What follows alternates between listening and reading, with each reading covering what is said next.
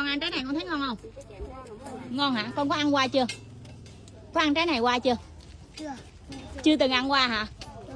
Trời ơi ngon dữ. Đây nè, chút nữa bánh con về chia ra nha. Bye bye cô về nha. Bye bye. Ở đây có bà con nào có mạnh thường quân nào đem lên cho giỏ sách dép vậy không?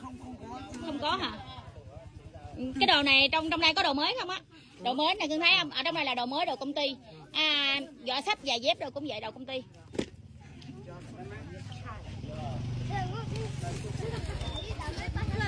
Ủa thấy bà con lựa vậy vui quá à. Có nón luôn hả?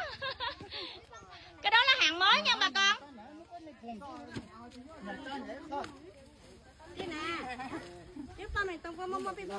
Em ơi cái đó là hàng mới, hàng công ty luôn á. Đồ mới á. Đẹp không? Đẹp không? Đẹp lắm